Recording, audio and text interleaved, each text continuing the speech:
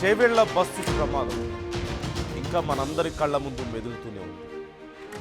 ఆ బస్సులో నష్టపోయినటువంటి కుటుంబాల ఆర్తనాదాలు, ఆ బస్సులో ప్రాణాలు కోల్పోయిన వాళ్ళ లేకపోతే అక్కడ గాయపడ్డ వాళ్ళ హాహాకారాలు ఇంకా మనకు వినిపిస్తూనే ఉన్నాయి. ఆ భయంకర దృశ్యం ఇంకా మన కళ్ళ ముందు మెదులుతూనే ఉంది. మరోవైపు చేవెళ్ల బస్సు ప్రమాద బాధితులకు ప్రభుత్వం పరిహారాన్ని అందజేస్తుంది. ప్రభుత్వం తరపున తాండూరు ఎమ్మెల్యే మనోహర్ రెడ్డి బాధితులకు ఆ పరిహారాన్ని అందజేస్తున్నారు. ప్రభుత్వం తరపున 5 లక్షలు, ఆర్టీసీ తరపున 2 లక్షల రూపాయల చొప్పున చెక్కులు అందజేస్తున్నారు. అయితే ముగ్గురు కూతుళ్లను కోల్పోయిన తండ్రి ఎల్లయ్య గౌడ్కు 21 లక్షల చెక్కు ఎమ్మెల్యే అందజేశారు. ఈ సందర్భంగా ఆ ముగ్గురు కూతుర్లు నాకు పంపిన జీతమా ఇది అంటూ ఆ తండ్రి కన్నీళ్లు పెట్టుకుంటున్నటువంటి ఆ దృశ్యం ఇప్పుడు అది చూసే వాళ్ళ గుండెలను కరిగిస్తుంది. రెండో కూతురు ఉద్యోగం చేస్తూ 60,000 పంపేది అంటూ తన తండ్రి బాధపడుతున్నాడు. నా కూతుర్లను కోల్పోయాను, ఇప్పుడు వాళ్ళు పంపించే జీతమా ఇది, నేను దీంతో బతకాలా, నా కూతురు లేని బతుకు నాకెందుకు, దేనికోసం బతకాలి నేను అంటూ ఆ తండ్రి కన్నీళ్లు పెట్టుకుంటుంటే చూసేవాళ్ళ హృదయాలు ద్రవిస్తున్నాయి. ఏం చెప్పి ఆ తండ్రిని ఓదార్చాలో అక్కడ ఉన్న వాళ్ళకి అర్థం కావడం లేదు. ఎంత డబ్బు ఇస్తే తమ కూతుర్లకు పరిహారంగా ఉంటుంది, తమ కూతుర్ల ప్రాణాలకు సమానంగా ఉంటుంది అంటూ ఆ తండ్రి అడుగుతుంటే ఏం చెప్పాలో తెలియక, ఆ తండ్రిని ఎలా ఓదార్చాలో తెలియక అక్కడ ఉన్న వాళ్ళందరూ మౌనం పాటించినటువంటి పరిస్థితి కనిపిస్తోంది. కేవలం ఆ ఒక్క తండ్రిదే కాదు ఈ బాధ. ఆ బస్సు ప్రమాదంలో కుటుంబాలను పోగొట్టుకుని కుటుంబ సభ్యులని, కుటుంబాలని రోడ్డున పడ్డటువంటి పరిస్థితి మనం చూస్తూనే ఉన్నాం. వాళ్ళందరిది ఇదే బాధ. ఏం చెప్పగలుగుతారు వాళ్ళకి? ఎన్ని లక్షలు ఇస్తే మాత్రం వాళ్ళకి ఆ నష్టాన్ని పూడ్చగలుగుతారు? ఒక్కసారి ఆ తండ్రి బాధను నేను మీకు చూపిస్తాను. బిడ్డలు బతికితే ఎంత మంచిగా ఉంటుంది.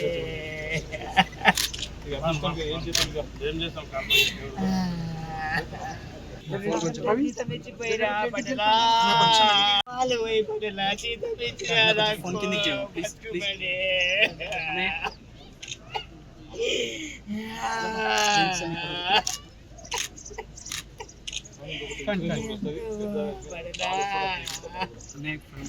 బిడ్డలు బతికితే ఎంత మంచిగా ఉంటుంది.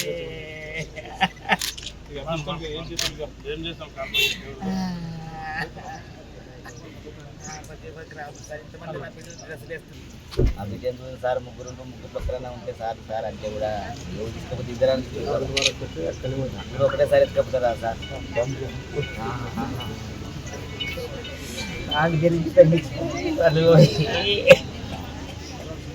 ఇది జీతం కాదు కానీ ఏదో ఆర్థిక నేను ఒక రోజు కాలం దసరా వచ్చి కూడా అందుకేందు సార్ ముగ్గురు ఒక్కరైనా ఉంటే సార్ అంటే కూడా ఎవరు తీసుకోకపోతే ఇద్దరు ఒకటేసారి ఎత్తుకపోతారా సార్?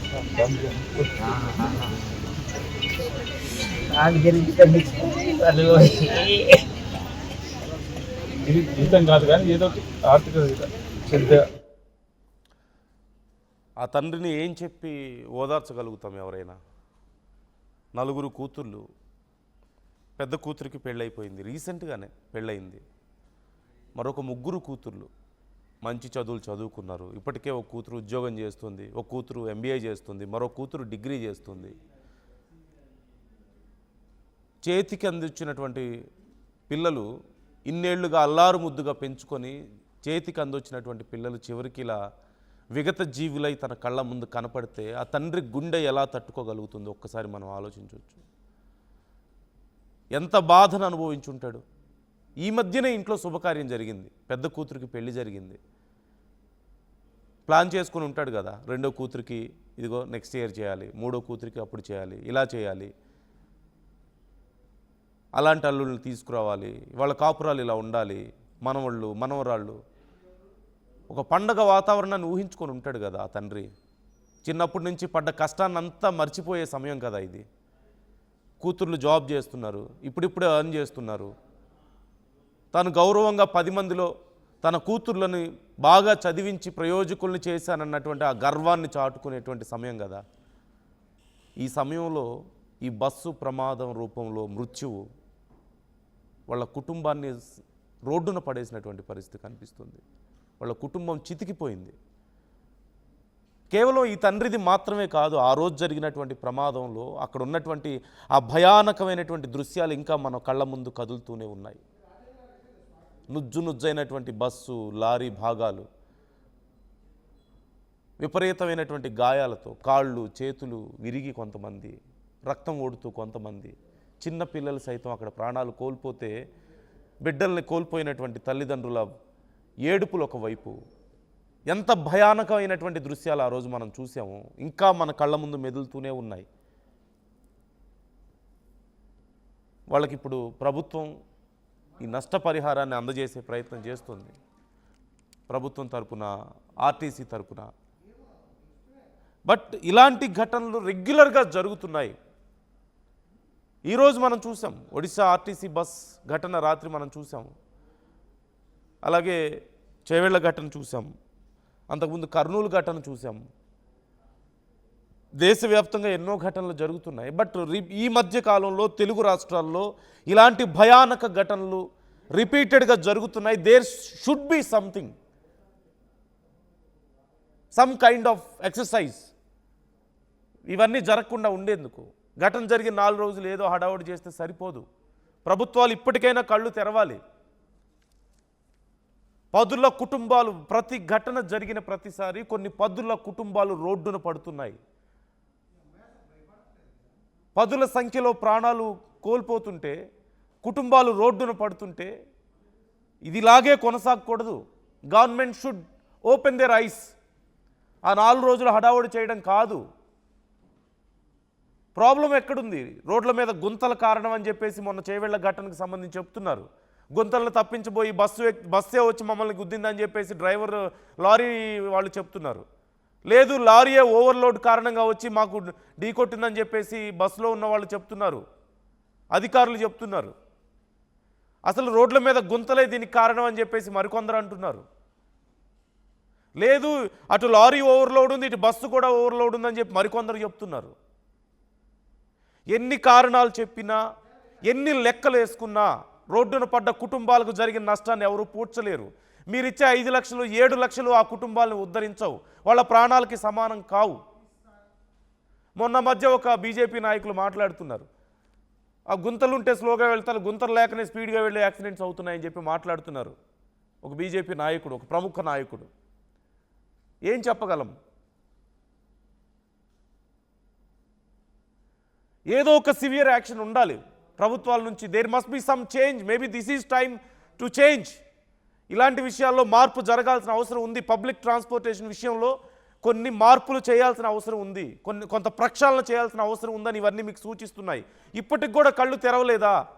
మరింత నష్టం, మరింత destruction. There will be more chaos. Patricia join అవుతున్నారు, డీటెయిల్స్ తెలుసుకుందాం. పెట్రిషియా, ఈ ఘటనకు సంబంధించి విచారణ అసలు ఎంతవరకు వచ్చింది? ఓ పక్క బాధితుల కుటుంబాలకు నష్టపరిహారాన్ని అందిస్తున్నట్లుగా తెలుస్తోంది. విచారణకి సంబంధించి డీటెయిల్స్ ఎలా ఉన్నాయి?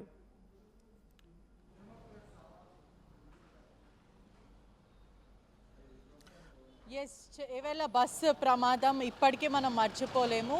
ఎవరైతే బాధితులు ఉన్నారో వాళ్ళందరికీ కూడా నష్టపరిహారం ఇచ్చారు. ఇప్పటికే తాండూరు ఎమ్మెల్యే మనోహర్ రెడ్డి ప్రభుత్వ తరపున నుంచి 5 లక్షలు, ఆర్టీసీ బస్ నుంచి కూడా దాదాపు డిపార్ట్మెంట్ నుంచి 2 lakhs, మొత్తం 7 lakhs వరకు అయితే ఇచ్చారు. ఎవరైతే ఎల్లయ్య గౌడ్ ముగ్గురు కూతుర్లని, ఆడబిడ్డలను కోల్పోయారో అతనికి దాదాపు 21 lakhs అయితే ఎమ్మెల్యే అందజేయడం జరిగింది.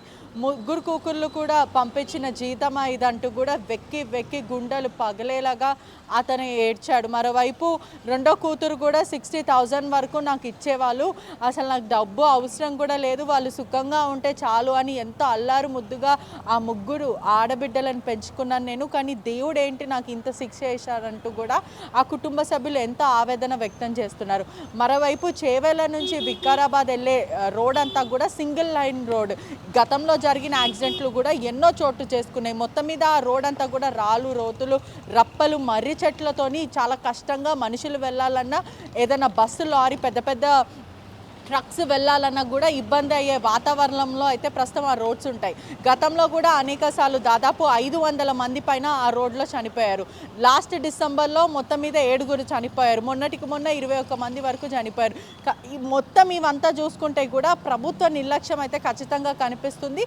లోకల్ ఎంపీ విశ్వేశ్వర్ రెడ్డి చేసిన కమెంట్స్ కూడా ప్రస్తుతం తీవ్ర దుమారం రేగుతున్న పరిస్థితి. మొత్తం మీద సోషల్ మీడియా అంతా కూడా అతన్ని తిడుతున్న పరిస్థితి అయితే కనిపిస్తుంది. రోడ్లు మంచిగా లేకపోతేనే యాక్సిడెంట్లు కావు, ఒకవేళ రోడ్లు మంచిగా ఉంటేనే యాక్సిడెంట్లు అయితే అని ఇల్లాజికల్ మాటలు కూడా ప్రస్తుతము సోషల్ మీడియా అంతా కూడా తీవ్రంగా మండిపడుతున్నాయి.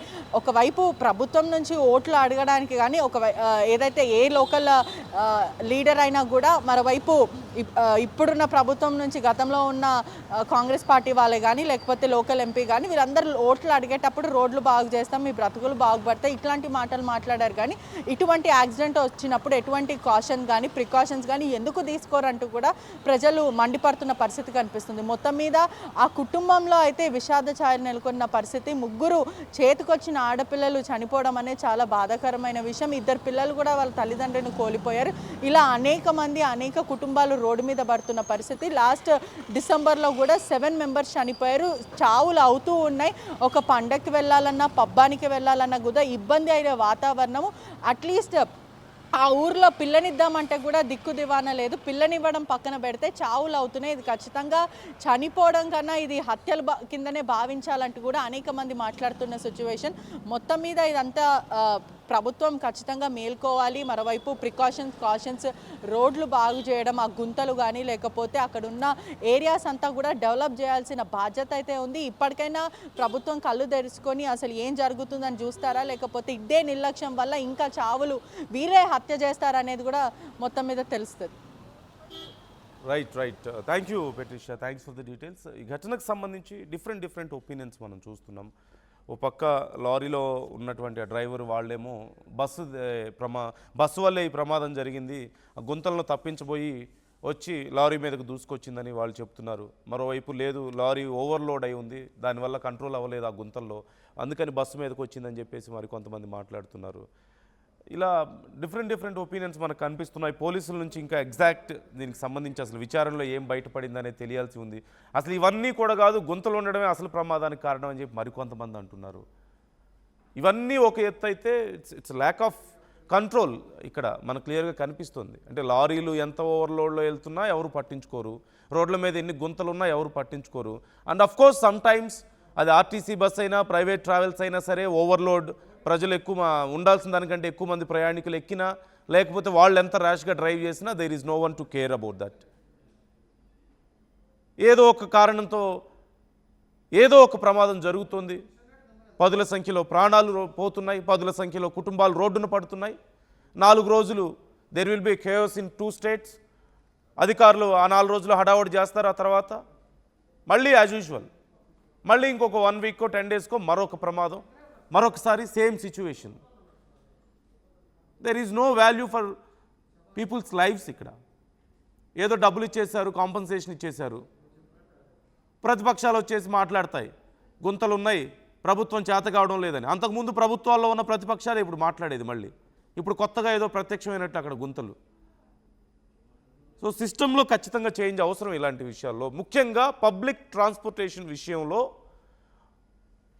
లైసెన్సుల దగ్గర నుంచి మొదలు పెడితే వెహికల్స్ ఫిట్నెస్ దగ్గర నుంచి ఓవర్లోడ్ దగ్గర నుంచి ప్రతి ఒక్కటి చాలా చోట్ల చాలా అవినీతి జరుగుతుంది. మొన్న కర్నూలులో ఘటన మనం చూసాం, మోడిఫికేషన్స్కి సంబంధించి సీటర్ బస్సును తీసుకొచ్చి స్లీపర్ బస్సుగా మార్చేశారు. There are lot of questions about fitness. ఇప్పుడు ఎవరన్నా ఆలోచిస్తున్నారు అసలు దాని గురించి ఏం జరిగింది, మరి దాని మీద ఏమైనా చర్యలు తీసుకున్నారా లేదా అనేది? No, new things are happening everyday. రోజుకి 10ల సంఖ్యలో కూడా ఇలాంటి ఘటనలు జరుగుతున్నాయి. బట్ కేవలం నష్టపోయిన ఆ కుటుంబాలకు మాత్రమే తెలుసు నిజమైన నొప్పి ఏంటో, నిజమైన పెయిన్ ఏంటో. మేబీ ఇప్పటికిప్పుడు వీటి ఫలితం ఉండకపోవచ్చు. నాయకులు అనుకోవచ్చు ఇప్పటికిప్పుడు ఏం కాదులే అని, అధికారులు అనుకోవచ్చు ఇప్పటికిప్పుడు ఏం కాదులే అని. రేపు మీ కుటుంబాలకి ఇలాంటిది ఏదైనా నష్టం జరిగితే అప్పుడు తెలుస్తుంది.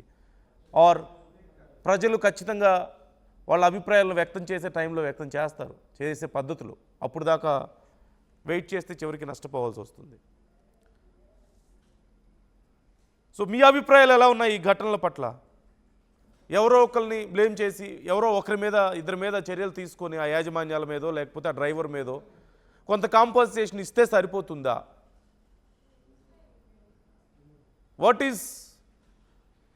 What should happen here? అసలు ఏం జరగాలి? ఎందుకు ఇలాంటి ఘటనలు రిపీటెడ్గా జరుగుతున్నాయి?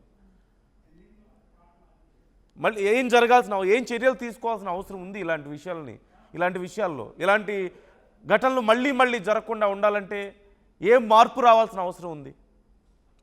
ఎవరు తప్పు ఉంది ఇక్కడ? ప్రభుత్వాలదా, అధికారులదా, ప్రజలదా? ఎవరిని క్వశ్చన్ చేయాలి? ఎవరిని బ్లేమ్ చేయాలి? ఆ తండ్రికి ఎవరు సమాధానం చెప్పాలి? ఆ కుటుంబాలకు ఎవరు సమాధానం చెప్పాలి? అసలైన తొలి వెలుగు. ఫాలో వాట్సాప్ @తొలి వెలుగు official.